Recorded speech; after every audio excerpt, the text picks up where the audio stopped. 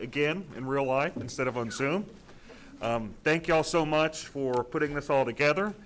And thank you, James, for facilitating this. I know it's a big project.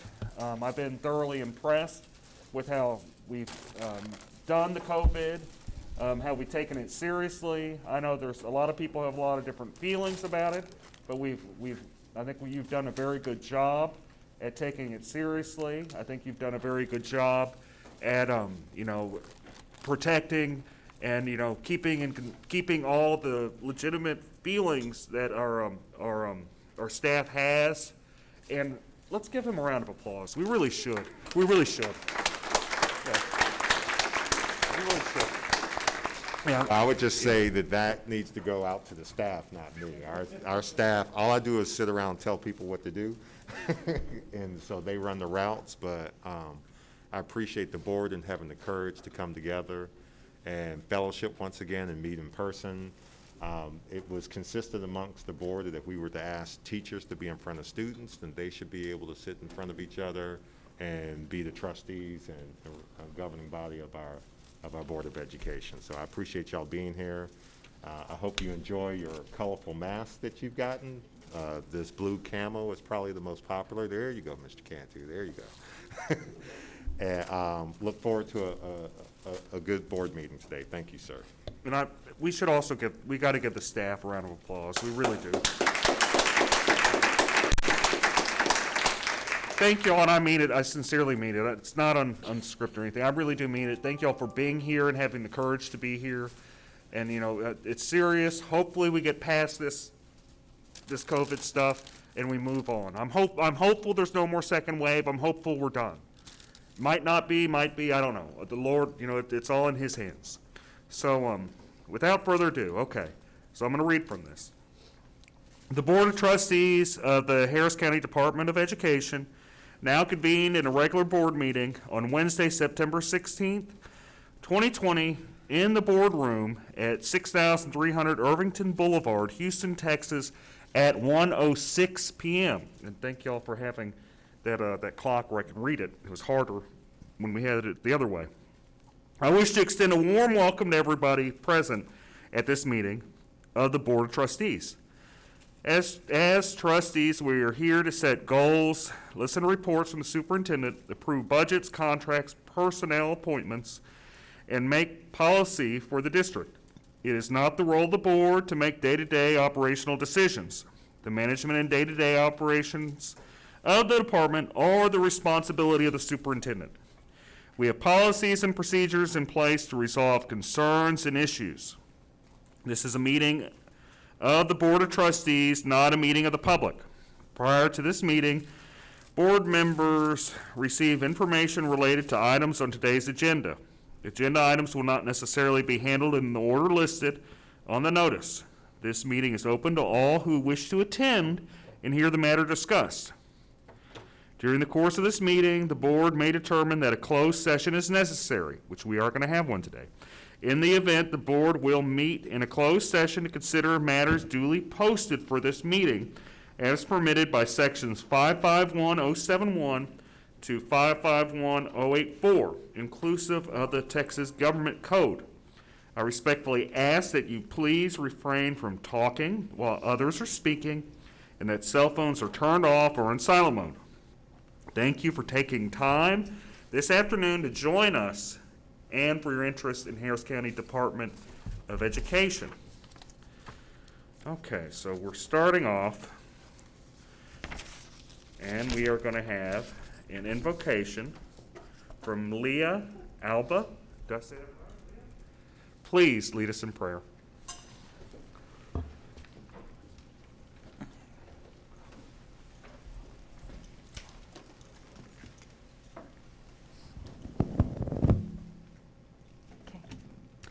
Let's bow our heads together. Heavenly Father, this is a wondrous day indeed. The day that you have made, we rejoice and be glad as we can never imagine that this day, on September 16, 2020, would be the day where we can gather here again in this room, face to face. We believe it is a reflection of your compassion, grace, patience, love, and faithfulness to us. As we discuss the agenda this afternoon, May this day be the day that you expand our hearts and vision to respond with compassion those around us, to give us wisdom and support, to grant us courage, boldness, discernment as we engage in the matters of hand, to clearly show us how to conduct our work with a spirit of joy and enthusiasm. May this day be the day where you fill us with your grace and remind us that all that we do here, all that we accomplish, is for the pursuit of truth for the greater glory and for the service of this community. We thank you for the blessings that you have bestowed upon Harris County Department of Education and its employees. Help us to realize how thankful we are to be working at such a wonderful institution. And may the God of hope fill us completely with joy and with peace. May God bless us and keep us, and may He give us courage and hope today and the days to come. Amen.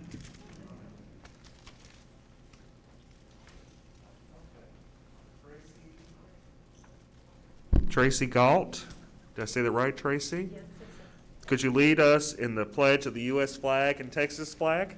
yes. I pledge allegiance to the flag of the United States of America and to the republic for which it stands, one nation, under God, indivisible, with liberty and justice for all. Honor the Texas flag. I pledge allegiance to thee, Texas, one state, under God, one and indivisible.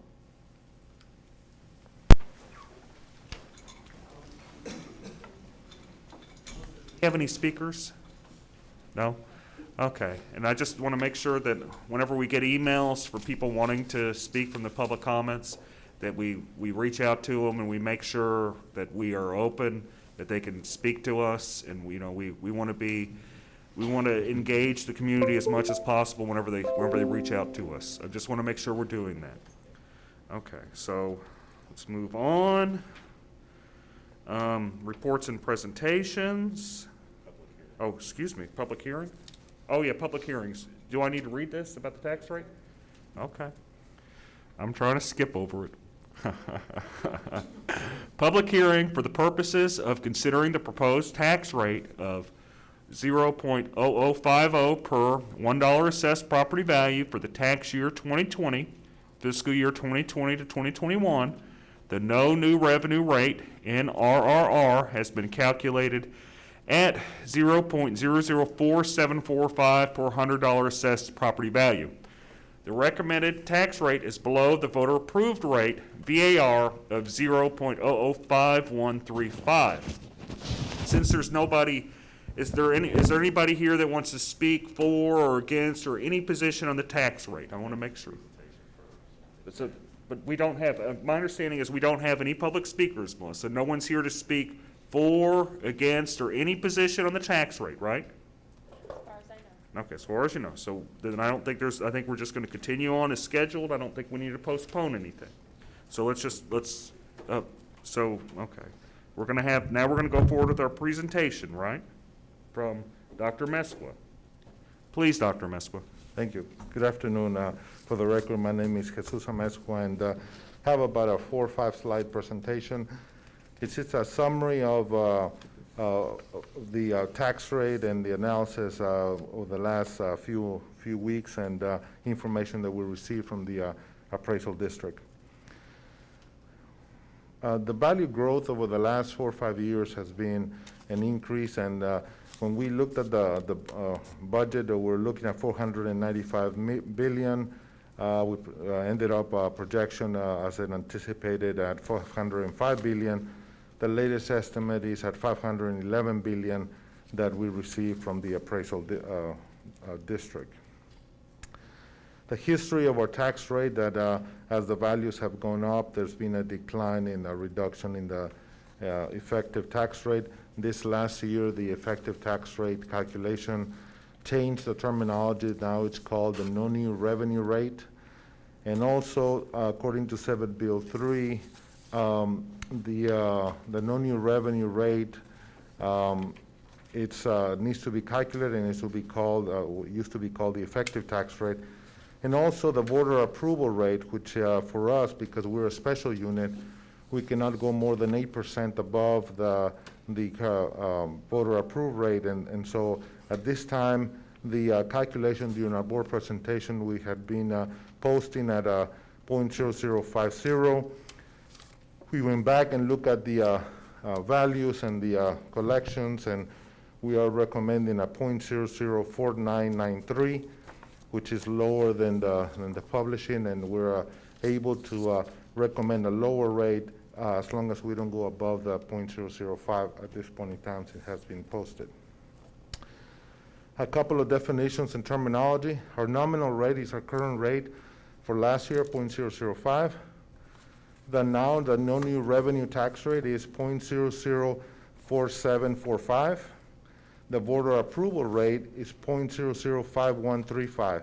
So the recommended at 0.004995 falls in between that bandwidth of the no new revenue rate and the voter approval rate, which is below, which is 0.005135. This is the history since 2009 of the tax rate, and then the last 6 years that has the rate has gone down, and so we're now below a half a penny.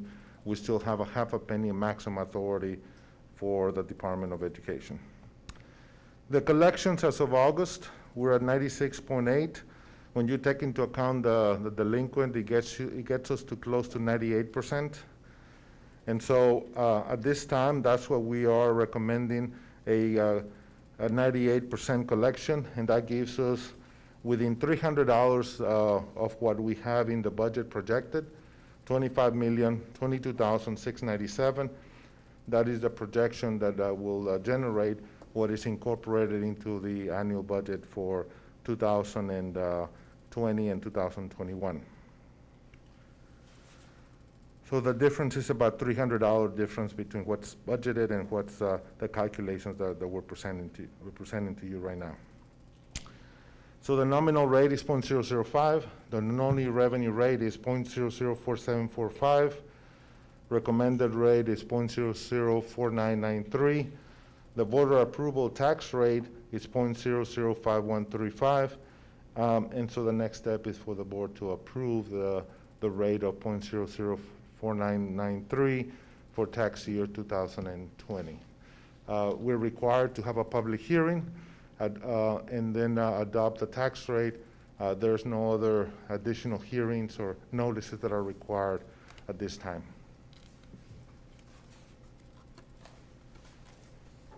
Do we have any questions for Dr. Jesus Amezcua? I do have a question. So what is the difference in income between a tax rate of 0.004999 to 0.004993? Roughly around $10,000, $15,000. That is very helpful. Thank you. Okay, and just so the board members realize that we noticed up a tax rate of 0.05000. We have the right as trustees to set the tax rate at that amount. Dr. Jesus is recommending since we have a trend of being lean and reducing our tax rate, we reduce it to 0.004993. The difference really between 0.005 to that amount, it sounds like it's nominal, like it's less than, let's say, less than $30,000. Right. Okay. And I think my personal opinion is I think it is a very good look. It shows that we are being good stewards of the county's money, especially during a pandemic. So I like this very much. Okay. Any other questions for Dr. Jesus Amezcua?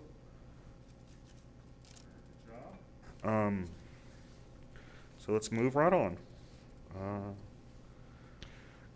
In the past, the board has elected to bring up the agenda item up since we're in the public hearing and deal with that, and then otherwise it'll be probably another 40, 45 minutes before you get to that agenda item because it's under non-consensus agenda item, the adoption.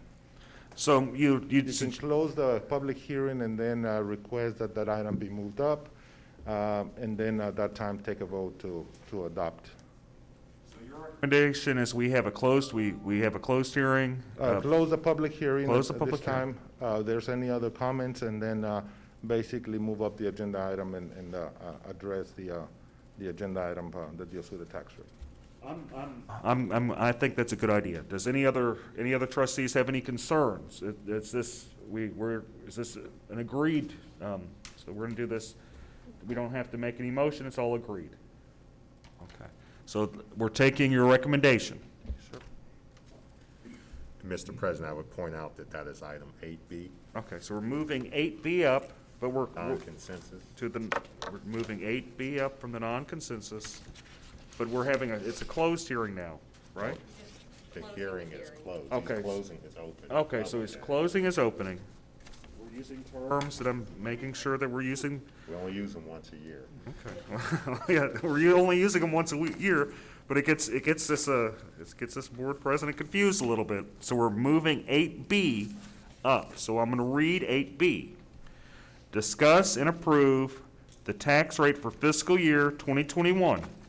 Well, actually, we're going to need to do it. Okay. I have a question. Do I need to amend it in my reading, or we're going to have to amend it? Or do we want to do a friendly amendment now?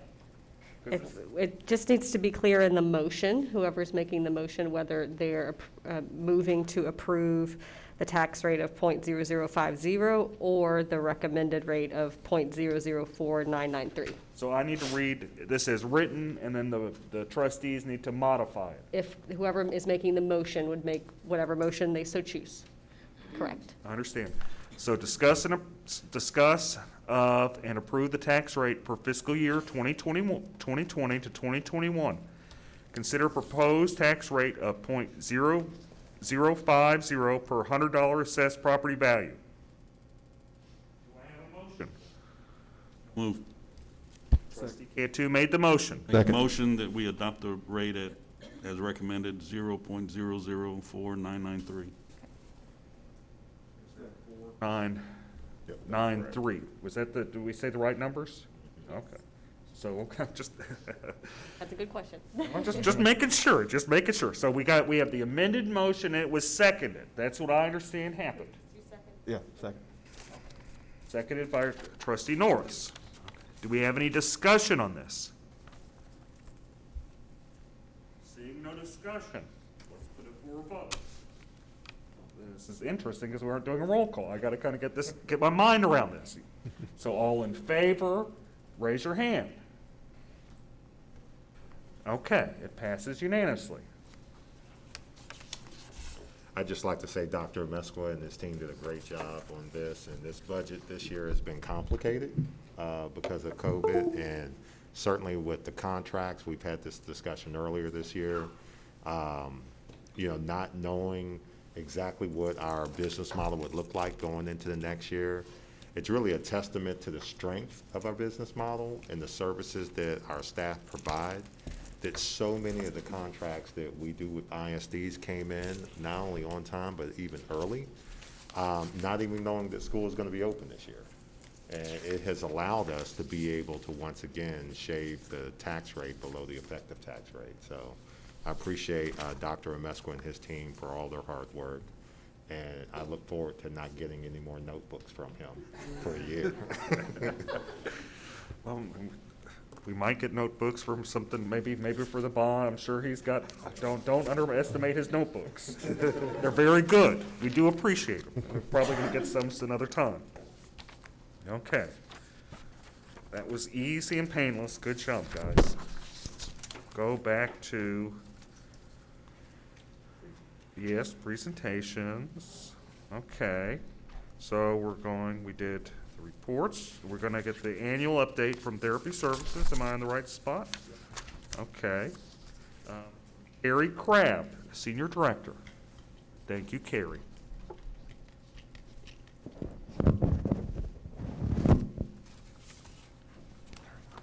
That's okay. Jesus, you just might want to put that in your pocket. You might need it. Okay. Yep. Okay, good afternoon, Board of Trustees and Superintendent Colbert. Before I give our annual report, I'd like to introduce two of our newest managers to our management team. They are here today, Leah Alba and Tracy Galt, both joined our management team this year. We're very excited to have them on board. And I'd also like to recognize my entire management team, my administrative team. Hold on, so you initiated them by making them come to the board meeting and do the invocation and the pledge? That's like hazing. Okay, I would also like to recognize my entire management team, my administrative team, and all of our therapists. It is their commitment to excellence and their dedication to their students, their teachers, and their families that make our division what it is. Okay. There we go. Okay, and I would like to begin by sharing a video that the Communications Division created for us last year. I have shared this with the board before, but I think it would be a nice way for our newest board members to see exactly what it is that our division does and what we do with children every day. I think you'll enjoy watching it again. It's very good. So with your permission. Here we go. Oh, you like it, Twinkle, Twinkle.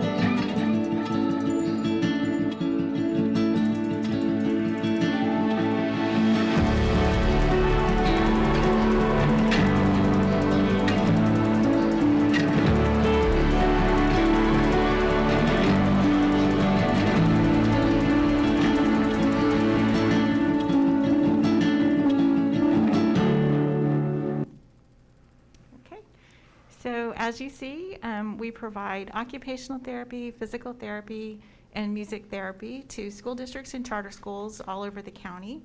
We also provide management services.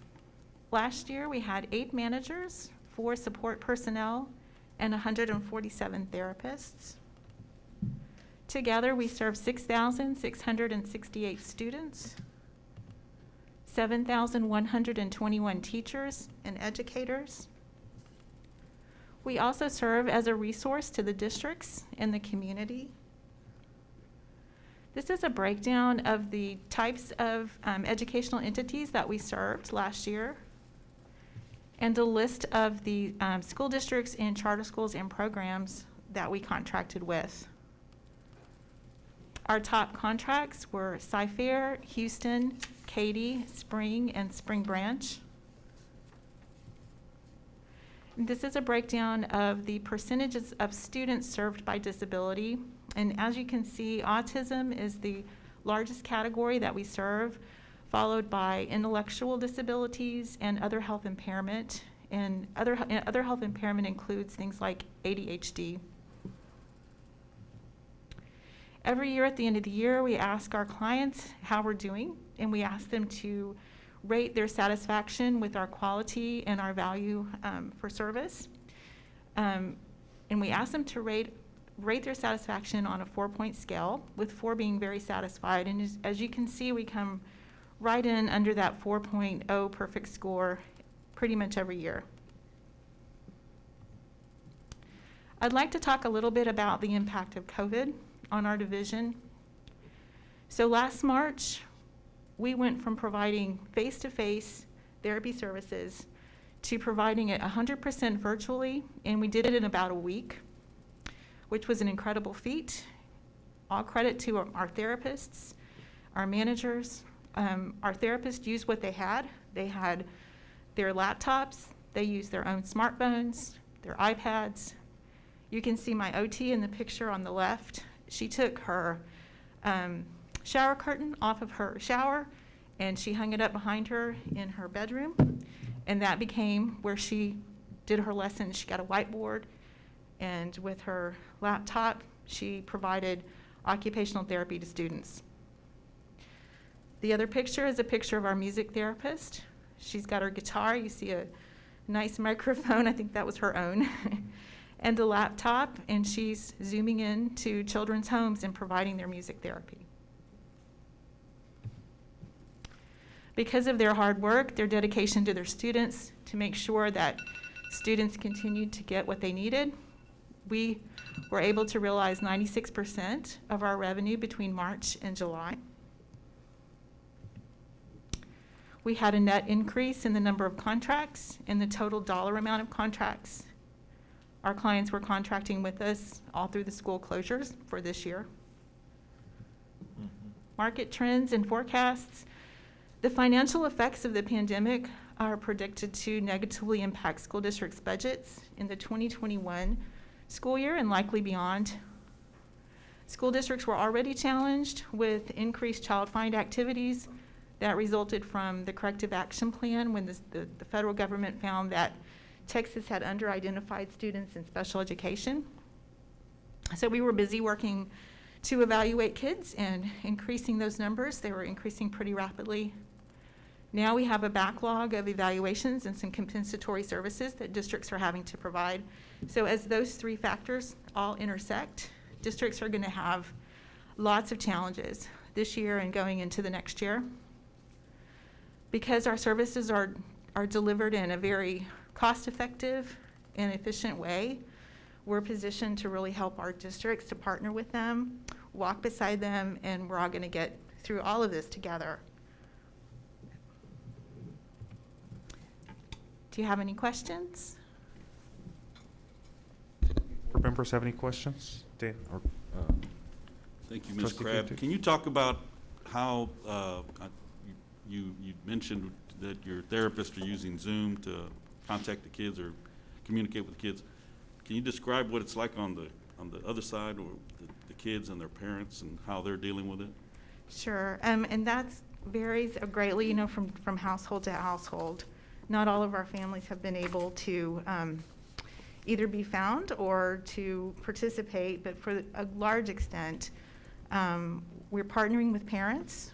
So in the same way that we use a coaching model where we partner with teachers and we work through teachers to integrate strategies into students' daily routine in the classroom, that's what we're doing with parents. So a physical therapist might Zoom in with a family who has a child who maybe at home they position them in a very comfortable way, but for school he needs to be positioned in a ready-to-learn position. And so the therapist might say, well, show me what you have in your living room. Okay, well, if you take the couch cushion off, we can position him in the corner of the couch cushion, put the couch cushion on his lap, that can become his table surface, that kind of thing. That's what we're doing. We're helping them use what they have in the classroom and in their home. And when that doesn't work, school districts are often getting equipment into the home. Appreciate that. Yeah, I was a parent of 3 teenagers that are Zooming at home.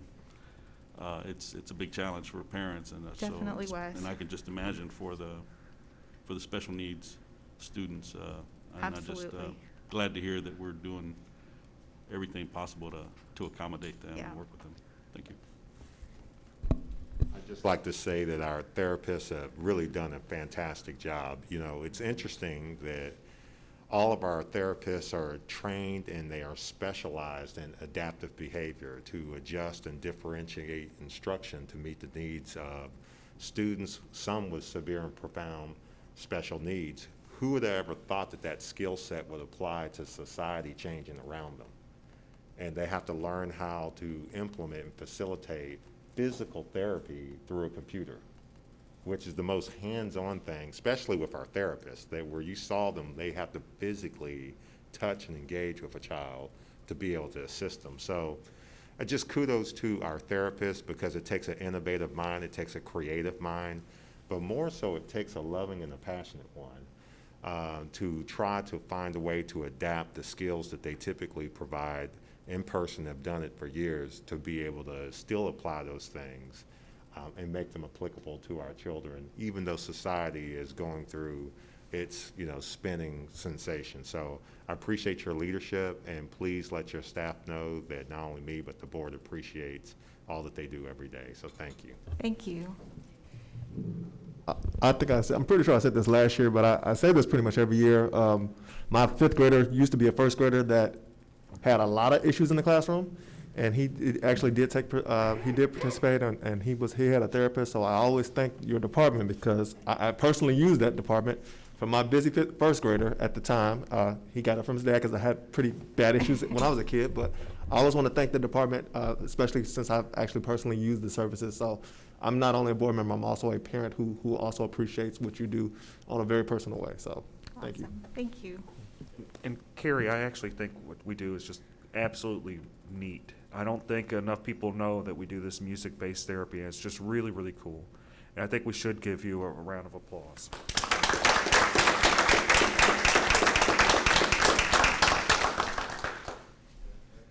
That's just neat, neat, neat. Okay. James, you got a report for us? Yes, sir.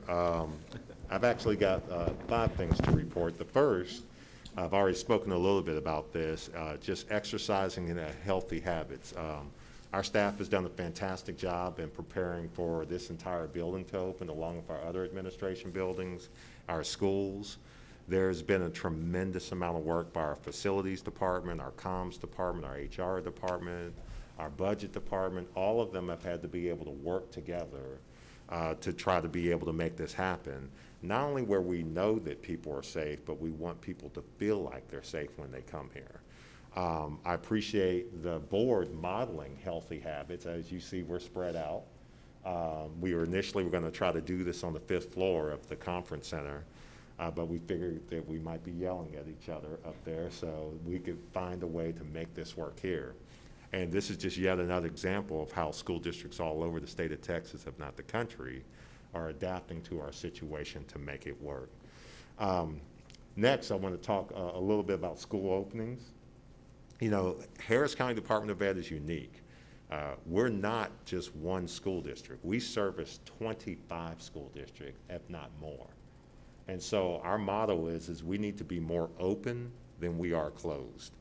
And so the challenge that we were faced with this pandemic is the districts have been really directed to independently make decisions and do their own thing, which has made it challenging for us because you have districts doing a number of different things. And remember what our motto is: we have to be more open than we are closed. School districts enter into large contracts with us, sometimes 7 figures, and they expect an impeccable service for that contract that they do, and we're ready to be able to provide it. And so I would like to thank Mr. Parker, Dr. Mays, and his staff in preparing campuses to get ready with our principals to have students come back. What we've found is that out of the 4 campuses that we have, our AB campuses have filled up quite quickly. And these are some of our severe and profound special needs students, some with emotional disturbances and that kind of thing. And so we kind of anticipated that. However, at the same time, our High Point campus, which is more of the behavioral school for some of our reluctant learners, that's what we call them, Mr. Norris.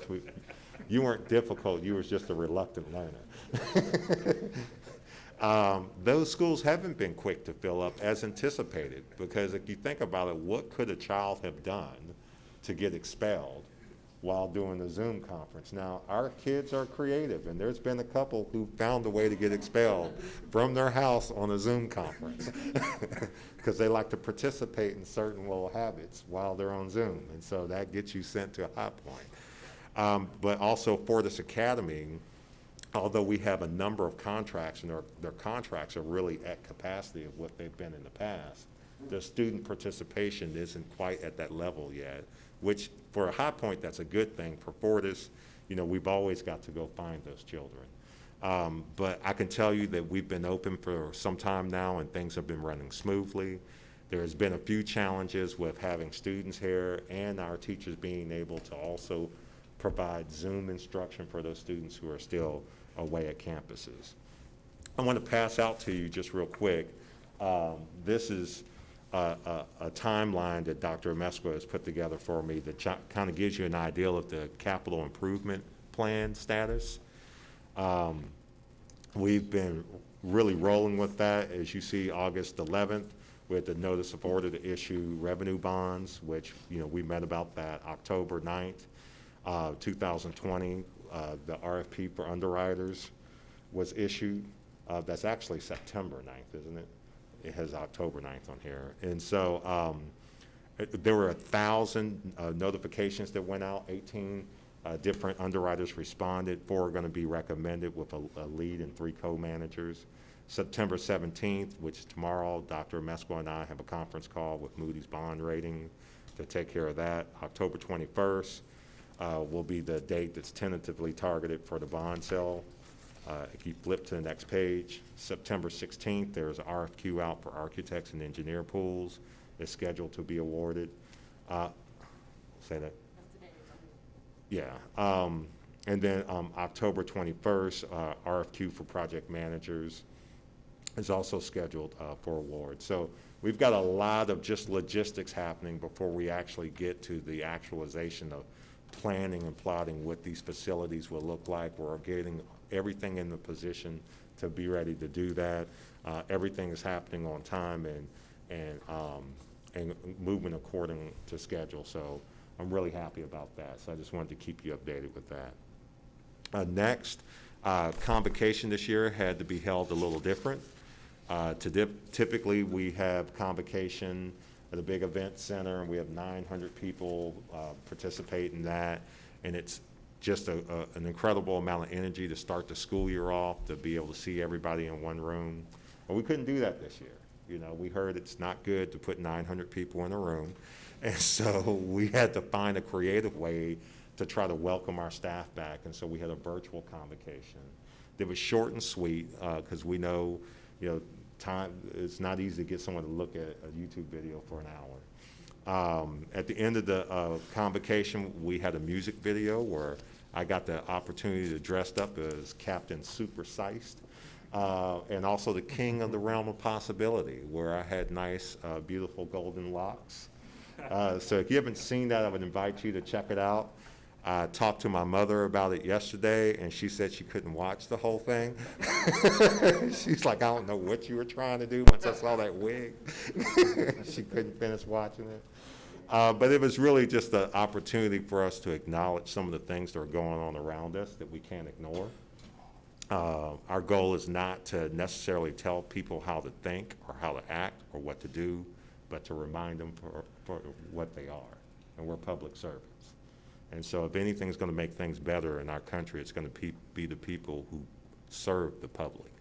And so we're excited about that. And the final thing I would say, Mr. President, and I alluded to it a second ago, is the tax rate that was presented and approved today. I find that significant. That is one of the most significant decisions that the trustees on this board make every single year. It impacts millions of people. It is the one thing that shows up on a document of millions of households, and they see what this tax rate is. I pride myself, this administration, and this board for being fiscally responsible and good stewards of taxpayer dollars. We have never been greedy at Harris County Department of Ed. We've only asked for what we've needed. And we've tried to multiply the level of service for what we get in return in the form of tax rates. And it's obvious that we've been doing that, and the school districts know that and seek it out every single year. I think that we serve as a model for what many governmental entities should try to replicate as far as its responsibility. And even in the past, some of the people who've had their greatest issues with us have had to compliment us on our fiscal responsibility and the stewardship that we showed the citizens of Harris County. And so I am absolutely proud and honored to serve as the superintendent of Harris County Department of Ed. It's been certainly, you know, the best job I've had in public education, and I am proud to work with the staff and the team that I have. I'm proud to be part of this board and trustees. So thank you for that, and I appreciate your support. Do we have any questions for the superintendent? I do think you're doing a fantastic job, James. I've repeatedly told you that. I do think you're doing a very good job. I think our fellow trustees can see just the thoroughness you've done in taking COVID seriously, the thoroughness you are working with in our expansion projects, and hopefully the thoroughness in the future, if there is an alliance with the medical center.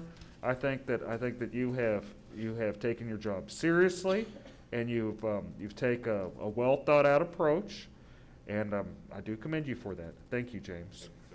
Okay, let's move on. Richard, do we have a report? Trustee Cantu, do we have a report with the feasibility project? No feasibility committee report this month. Excellent, but it sounds like it's still going on as projected, and we're going to have some major development in the upcoming months. That's what it seems like. And it's exciting. It's very exciting. At least for me, it's exciting. Okay.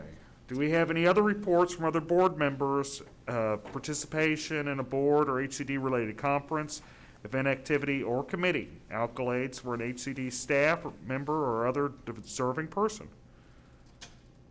Trustee Summers. Okay, we sort of changed this topic around. We probably need to change the wording in the agenda, because this I guess is really the one point where a trustee gets to speak to all the trustees in an open meeting. One of the things that I have asked for in the past, and it hasn't happened that I know of, is that these monthly presentations that our departments go to so much trouble to prepare be put on our webpage each month, and that remain on the webpage under that division or section until the next time that they make the presentation, and at which time it's replaced by the newest presentation. This is the best some of the best information that we have as to what the department does and why it's important. And it already exists prepared, so really no reason in my mind it shouldn't be put on our webpage for all the public to be able to view and know what we're doing and how we're doing it and what we are accomplishing. The other thing that I wanted to talk about, which is sort of tooting my own horn, back when I was a tax assessor collector, I think it was 2012, that I came here and I chastised this board for always raising their tax rate. And they had proposed an increase in the tax rate for that year.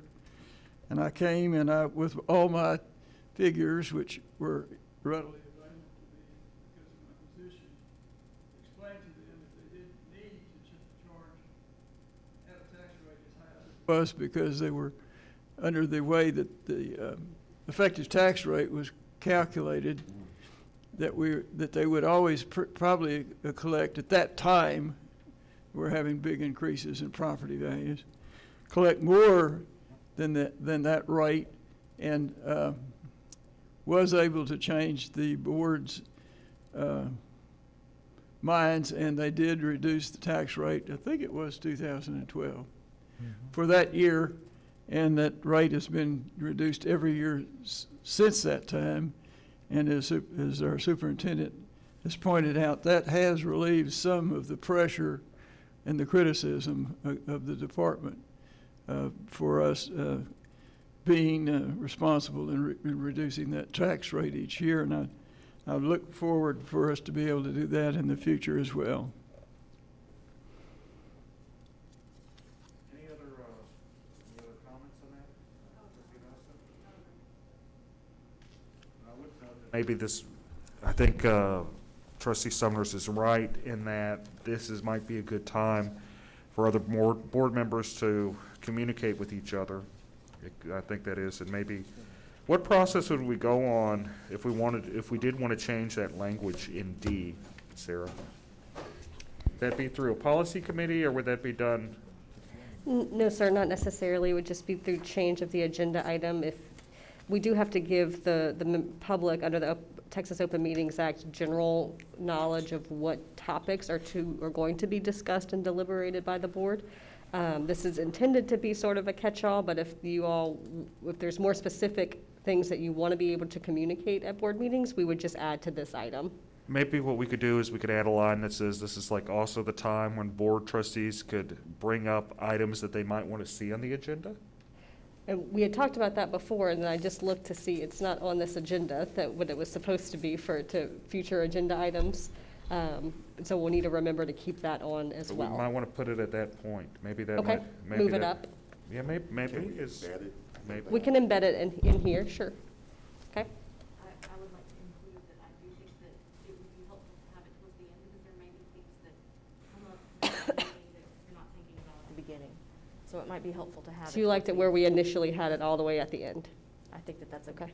good We'll spot just need to remember each month, Melissa, if you can, that's a standing agenda item on every agenda. Let's just put, if we can, keep that on the agenda, just so we can have a dialogue. That'd be helpful.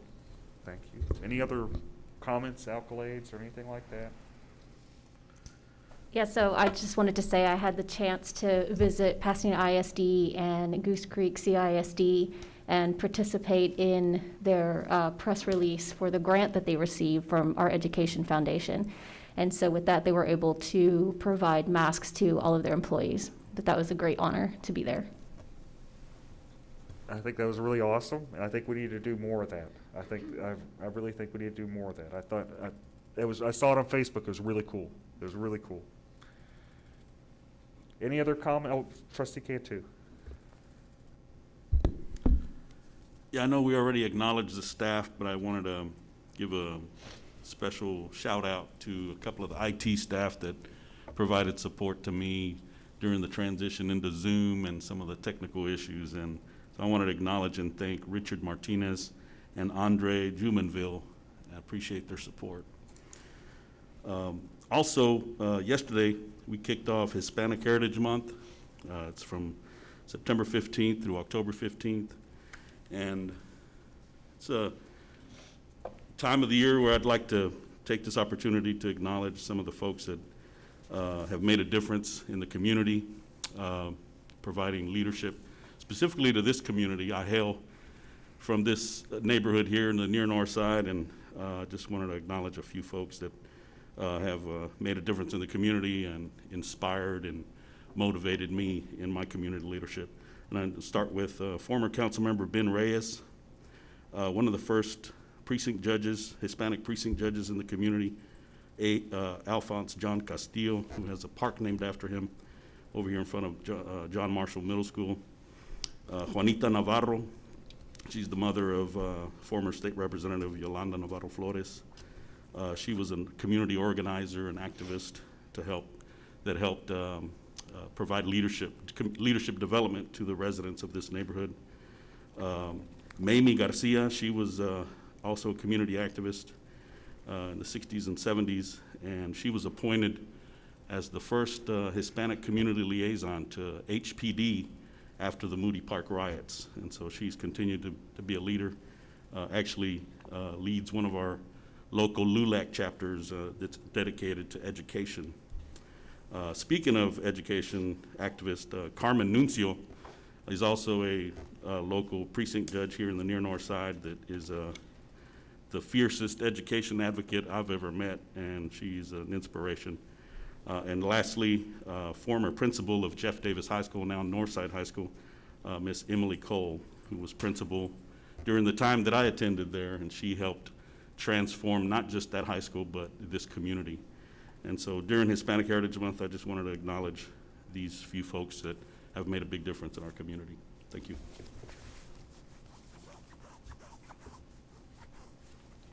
Anything else?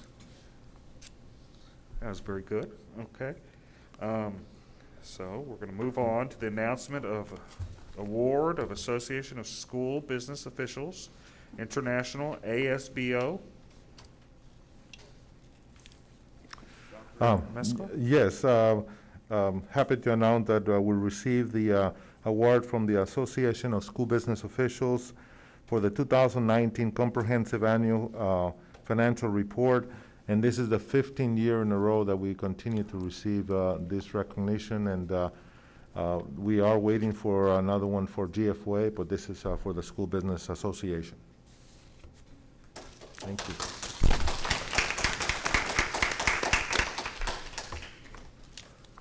That's fantastic news. If you would, Dr. Mescla, could you continue with our monthly finance reports?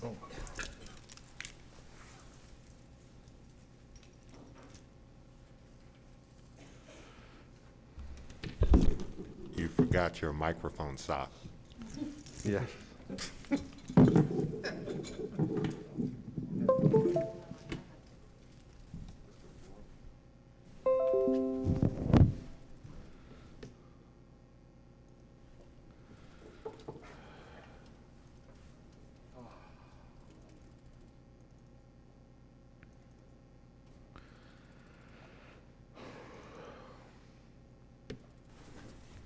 There's two reports that I will be reviewing. The first one is the financial highlights as of August 31st, 2020.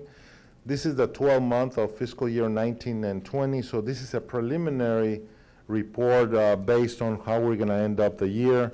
It's an unaudited report, so we'll have the audit later on in the fiscal year, and we'll report the financial results at the January board meeting. All our information is posted on our website. And our balance sheet as of August 31st, again, this is preliminary.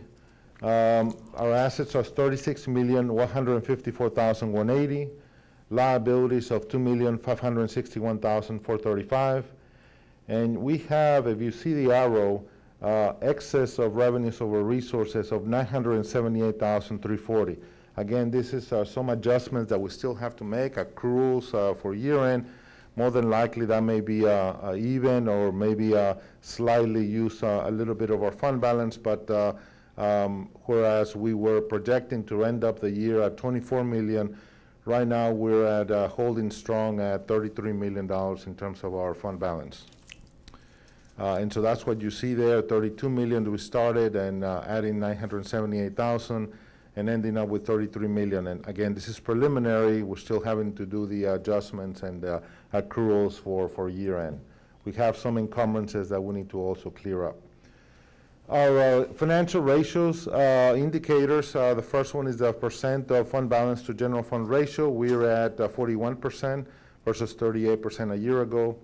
Our working capital ratio continuing to stay strong in the $34 million versus 36 from a year ago. Unassigned fund balance ratio, we're at 61%, a little bit above 49% from last year. Our debt to income ratio is minimal. Actually, it went down to 6% versus 7% last year. Our tax revenue to total revenue, we're at 26% versus 24% from a year ago. And our indirect cost ratio holding up at 3%, same as last year. And these are indirect costs, revenue that comes from our grants. Our revenue growth generated, we're at 23% for fees, versus 21 from a year ago. And due to COVID-19, we're seeing a negative spike in terms of our growth. We had been at 4%, and this last year we saw a decline in our growth for fee-for-service revenue. Our amendments for the year from January to May and July, we didn't have any. We have, for the month of August, received $51,213,948 received and billed, which is 92% of our revenue. Our special revenues are 56%, and in total, we're at 77% for the year. So we still need to do the accruals, as I mentioned, and you will see the final reports in January. Our expenditures were at 80%, so just because our revenue didn't come in, we also didn't spend all our budget, so we see only an 80% budget to actual, and at the end with the overall budget, we're at 78% overall budget to spend. A couple of new slides I added here in terms of our COVID-19 expenditures. The board approved $1.5 million in general fund, so we've spent $354,000. We have encumbrances of $98,000. We also received a grant for the Department of Health and Human Services for Head Start to a total of $1.1 million.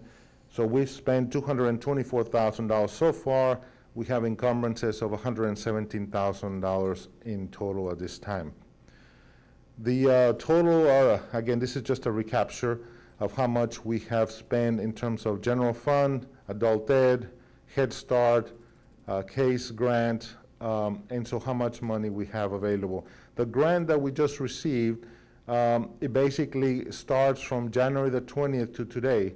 So they went back retroactive to allow us to go back and spend and allow some expenditures from our Head Start program, which basically allows us to be able not having to incur some of the costs for our Head Start program. Our donations report year to date, we're at $61,099, of which $16,915 in cash and $44,184 are in kind. Our values this for last year were $583 billion. It's a little bit less than we were at the very beginning. So this we're going to end up. We started in September at 483, and we're going to end up with 478. This is one of the few years that number actually has gone down. So we hope that doesn't happen in the next cycle. What that means is that the levy would have gone down by $250,000 for last year. So that's $250,000 that we will not collect for the following year. In terms of our collections, and I mentioned that earlier, we're at $23,656,608, a little bit over 97% plus the delinquent that gets us to the 98% threshold. This is a comparison just from one year to the next in terms of the current collections where we were as of August 2020. Disbursements for the month were $4.4 million, 298 checks, 333 transactions, and 6 transfers. And our segment information, we have educational certification at minus $534,883. Records management holding strong at $123,000 plus. School-based therapy at $2,552,708 as the subsidy from the tax rate. And then schools are at $2,442,978.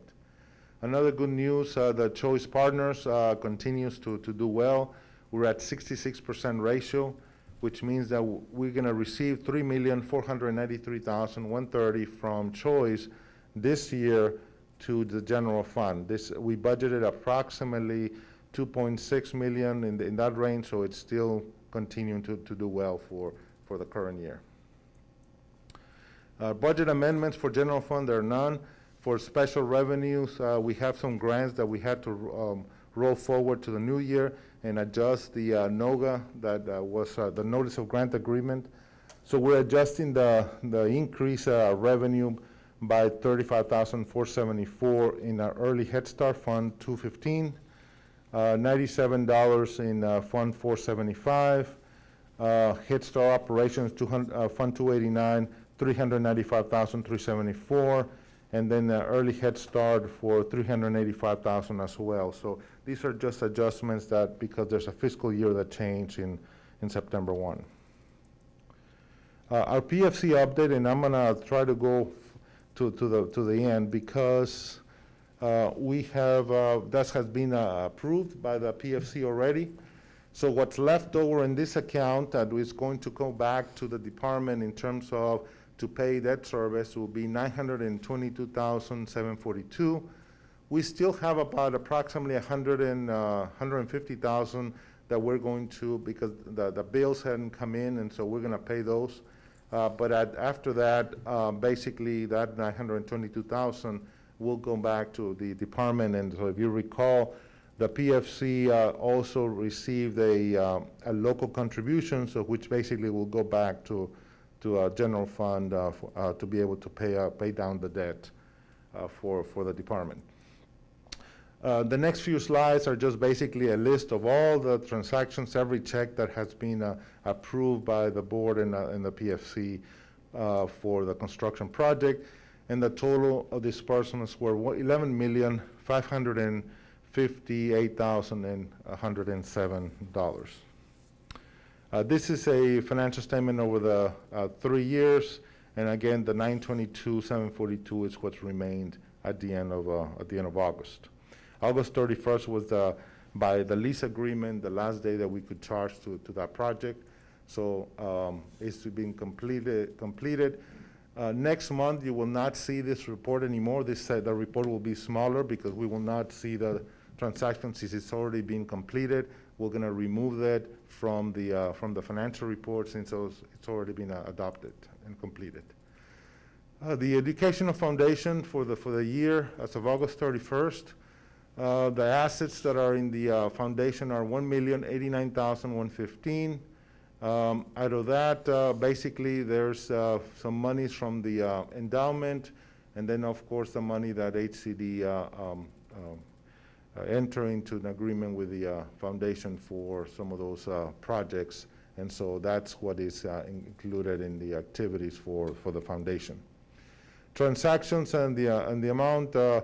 Basically, you have $928,125 of expenses, and that's basically the summary of the report for the department at this time. Any questions on the first report before I go into the investment report? Do you have any questions for Dr. Mescua? Do you have a question? I have a little bit. I just want to kind of see if I understood this right. So in your report, you said basically that we were $250,000 short in collection from the tax rate. From the levy, not from the tax rates, but from the levy, meaning that the levy is lower for last year by $250,000. And I'm just a lawyer. I'm not an accountant. You know, I'm just trying to get my mind around this. So we have $250,000 that's owed that's being slower for us to collect that we expected to get. Yeah, basically the levy, the amount that you're going to collect in the future is going to be less. Okay. Then also there's less delinquent basically.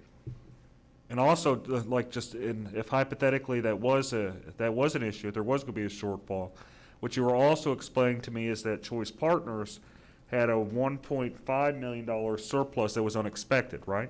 Okay. So even under the worst case scenario, if we weren't going to collect that $250,000, we've got a pretty big cushion. Right. Compliments of Choice Partners. Well, that and our other departments, special schools and therapy services that are strong for this last year, and that's what I was mentioning to here. The net overall, after all said and done, we're still excess to the tune of $978,000. Now, this is without any adjustments or any encumbrances that may be still outstanding. That may wipe out some of that, but at the end of the day, what you want is, like if you were in a business, this basically you want to be even and not have a negative, and so projected is that we would be as close to even as we can. But what you're communicating to me is that that even though we've been aggressive in the work we've been doing, we still have technical accounting surplus. Is that correct? Okay, that's all. I wanted to make sure that that's something important. I wanted to make sure we were Sure. seeing eye to eye. Yes? Thank you. Any other trustees have any questions? I just have an explanation because Jesus uses the big word levy. That really just means the total amount of the taxes to be billed. So it's like the total amount of the bills going out. It's called the levy. Okay. Our investment report, all our information and is posted on our website. We have 37,451,478 in total investments.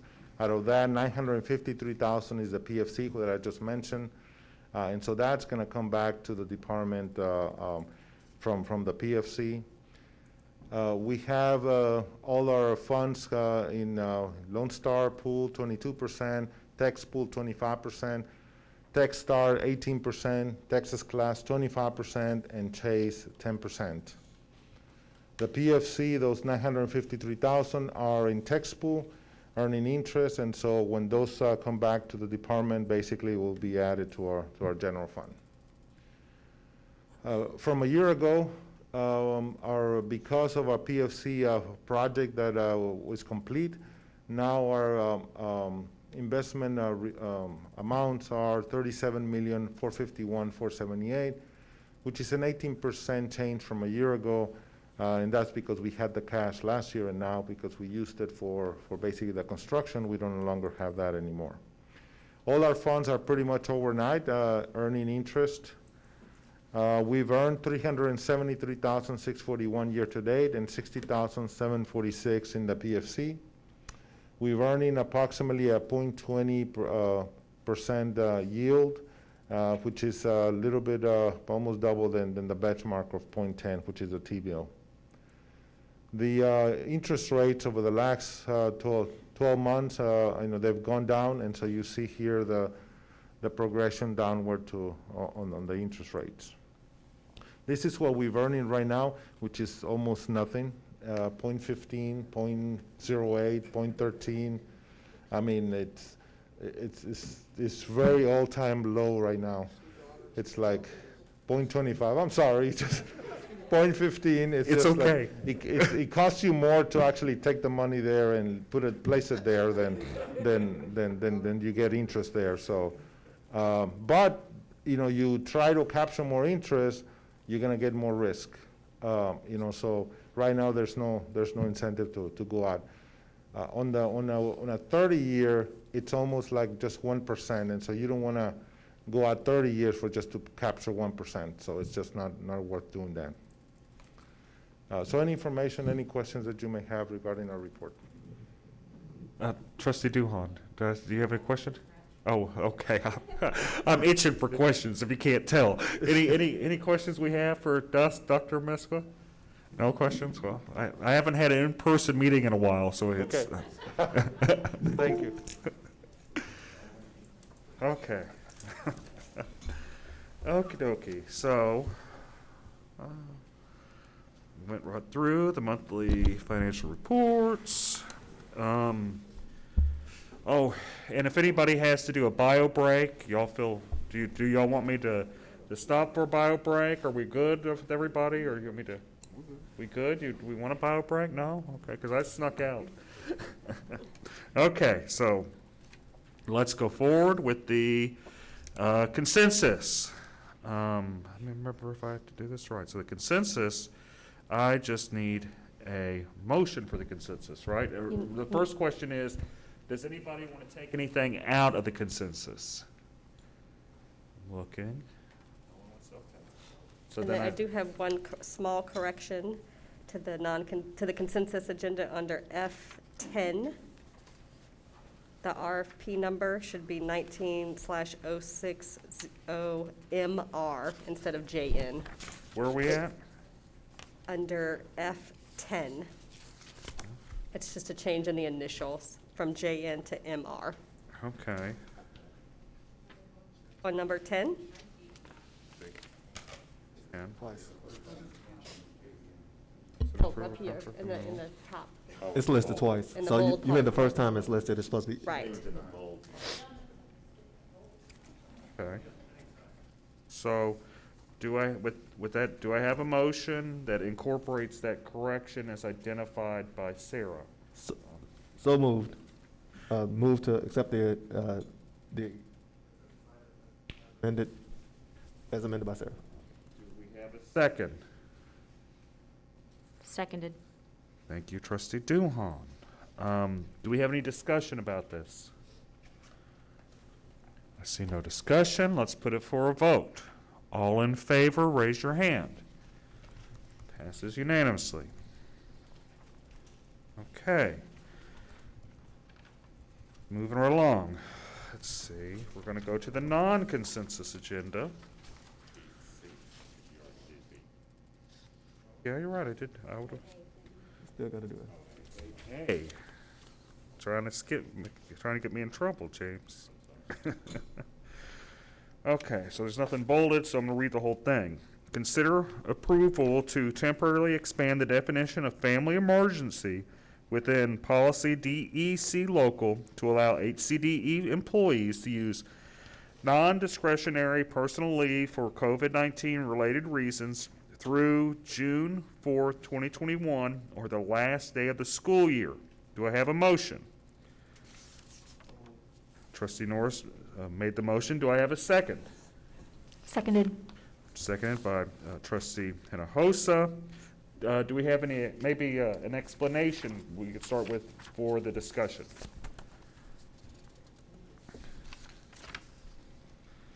That might eliminate some questions.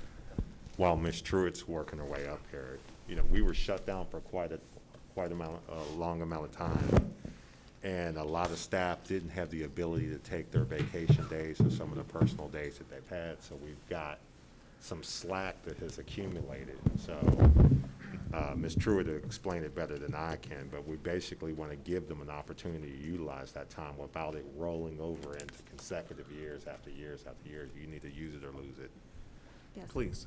Thank Do better you. than I did, Natasha. Okay, the purpose of this temporary change is to allow employees to be able to use their leave time for COVID-19 related reasons, specifically for childcare needs. We have some employees who may not be eligible for the Family First Coronavirus Response Act, or they may wish to use leave to their personal leave to supplement the reduced paid leave benefit. And so by adding COVID-19 to the definition of family emergency, employees will not have a limit on the number of days that they're able to use, specifically for child care needs. We have a lot of districts that are providing right now virtual only instruction. And based on our current leave policy, employees are not able, they're limited with regards to the number of personal leave days they're able to use. And so if we add COVID-19 to the definition, then employees will not have a limit. Again, this will help employees with their child care related needs. That was very helpful to me. Do any trustees, Trustee Summers? I just have one question. I agree that I think this is a good idea to do it, but are we going to run into any problems with being understaffed as a result of these additional days off that the employees are going to have? I don't think so, Mr. Sumners. Right now, we have employees who have applied for the leave, and then some who are using their accumulated leave time, and I don't anticipate. I think we've pretty much received requests from most of the employees who will make the request. I know a lot of school districts soon will be going back to in-person instruction at some point, so I don't anticipate it will create any staffing issues at any of our campuses or centers. Okay, thank you. You're welcome. Trustees have any questions? my understanding, Natasha, is we're being mindful of our employees, and we're being considerate of their needs that are COVID-related, especially for childcare. That's how I understand this. That's correct. It's primarily to assist them with childcare and allow them to be able to use their accumulated leave to be paid while they're off. That's what we want to do. We want to be it's a fascinating situation. We want to be mindful. We love our employees. We want to take care of them. So thank you. You're welcome. Don't see any more questions. Let's put it up for a vote if we can. I'm assuming no more questions. Let's put it up for a vote. All in favor, raise your hand. Thank you. Passes unanimously. Okay.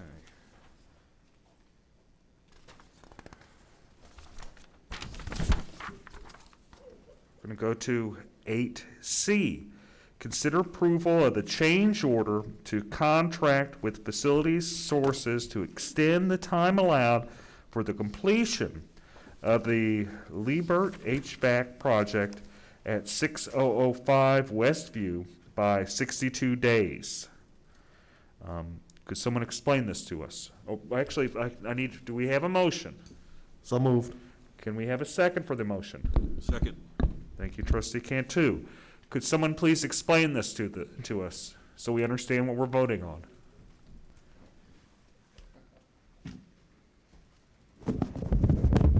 Yes, sir. I'm Joe Carrion, Construction Director.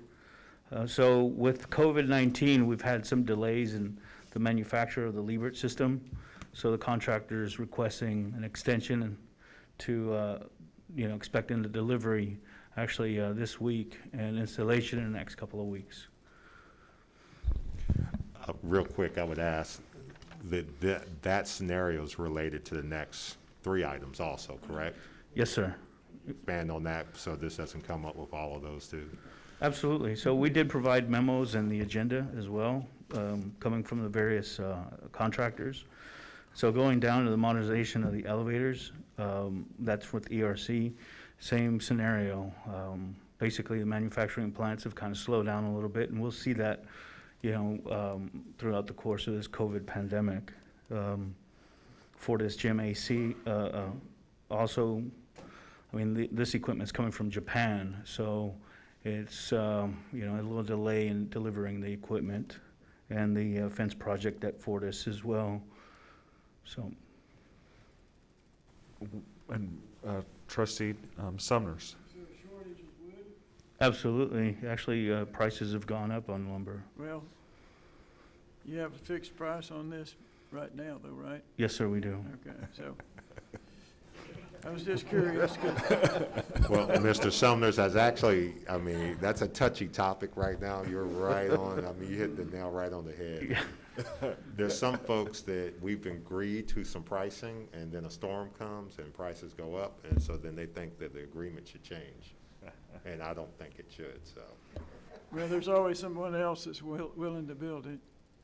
So, thank you. Yes, sir.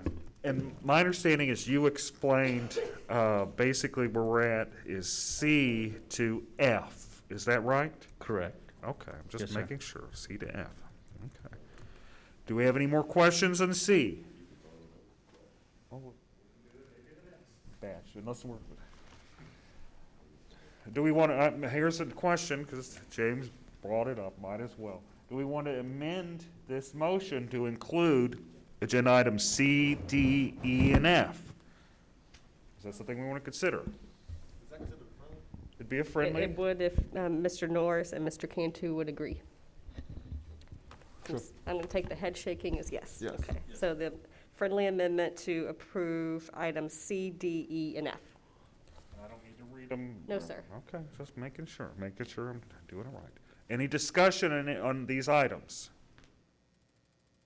No discussion. Okay, we're discussed out. Let's vote on it. All in favor, raise your hand.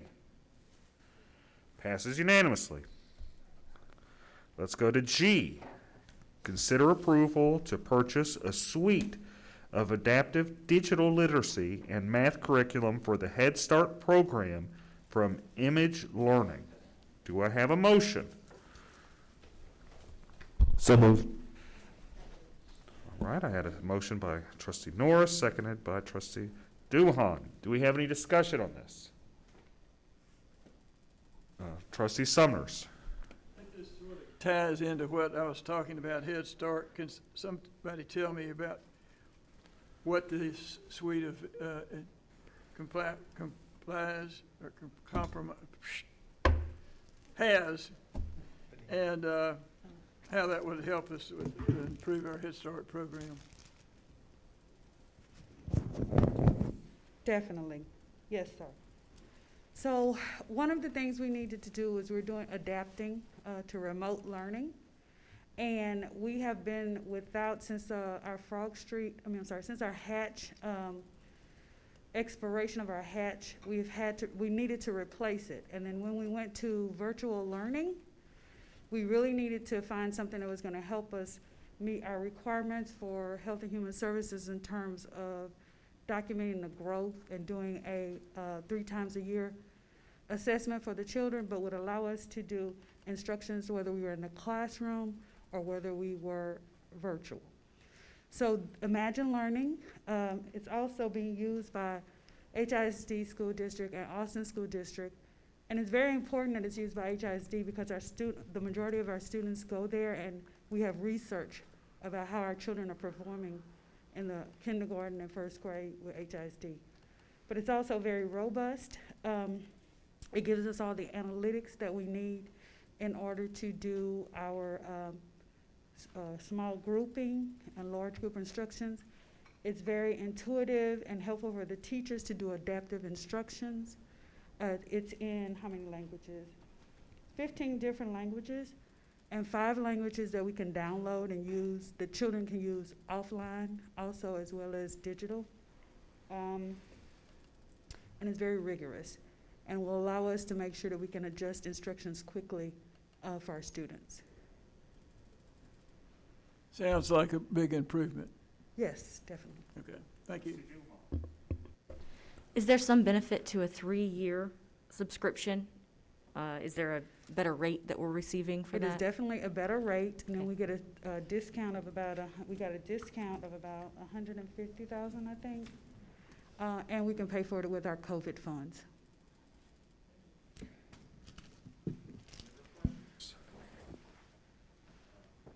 A question to our board attorney. Is there the standard language that allows us to get out of it with 30 days notice, or is that not in here because it's a 3-year commitment? I have not been asked to review this contract. I see it's a by-board contract, and by-board is TASB's cooperative. Typically, those contracts have termination provisions, but I did not review this. I haven't been asked to review this contract specifically, so I can't answer that question. I can. Well, I have a question of the board. How in depth do we want to get on this? Do we want the board attorney to look at it, or we want to move on? I'm seeing let's move on, and that's fine. Or please, Dr. Bismarck. These are federal funds that require a termination clause, and so we'll make sure that it does have that 30-day clause, and we will review those with Ms. Langua later on before we issue the purchase order. As long as the vendor signs the vendor packet, and I'm Yes. saying yes, then Yes. the vendor packet has the federal certifications that do have termination provisions Right. in there, so So we we're can good. slip out in 30 days if we want. Okay, that's, I am a contract attorney, I'm thinking about these things. Things attorneys think about. Okay, now we're going to executive session. I've read everything, I think. Oh, you know what, we got to vote on it, don't we?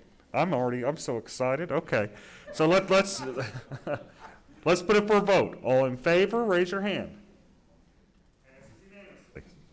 Okay, now we're going to go to executive session.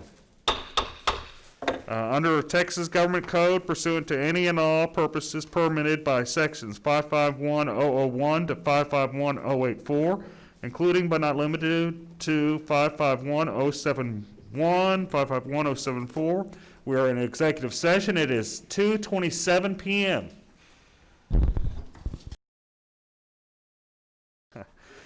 Any discussion? None. Let's put it for a vote. All in favor, raise your hand. Passes unanimously. So now I'm moving for I guess we're going to consider moving for the employment of TS Teacher, Academic and Behavior School East, TS Teacher, Academic and Behavioral School East, 2 of those. School Counselor, Academic and Behavioral School East, and TS Teacher, Academic and Behavioral School West. Do I need a motion, Sarah? Yes, sir, you do need a motion, and just to be clear, we're removing one of the teachers that's listed on the agenda. And so it's two teachers at AB East, counselor at AB East, and 1 teacher at AB West. So we're employing 4 people, is my understanding. Correct. Do I have a motion to employ these 4 people? So move. Second. That was quick. We're ready to get out of it. Do we have any discussion regarding this? None. Let's put it for a vote. All in favor? Okay. Do I have another motion for C? I move to approve the purchase of approximately 3.5 acres, more or less, of real property located near the Coolwood Head Start Center for a future campus and/or other department facilities for a purchase price not to exceed $1.4 per square foot, plus closing costs, and delegate authority to the superintendent or his designee to contract for due diligence professional services and negotiate, execute, amend, and/or terminate any agreements and closing documents related to the purchase as discussed in closed session. Okay. So do I have a second to that motion? Motion is seconded. Okay. Any discussion? None. Let's put it for a vote. All in favor? Okay. I think that concludes the agenda. There's nothing else except for a motion to convene. Before we do that, Motion to convene. okay. Well, I was going to say something. I was going to say, thank you all for the hard work y'all have done. I know there's been some talk I've heard about an interest in maybe some type of program for teachers, maybe with their school supplies. And it might not be feasible. It might be a bad idea. It might, but I know there's been some interest for some board members. If it would be possible for the department maybe to at least humor me with that idea, it could be a bad idea. The logistics of it could be it could be a nightmare. But if the department could kind of humor me with that in the upcoming board meetings, I'm fine with being told it's a bad idea, but I'm curious about it. Me personally, I'm curious about it. I think we might be able to help. Might be a good time to help. Might be the wrong avenue. Anyway, having said all that and having pontificated a bit, let's put the motion. Do we have any discussion on the motion to adjourn? None. Let's put it for a vote. Yeah. All in favor, raise your hand. Okay, passes unanimously. Thank y'all all.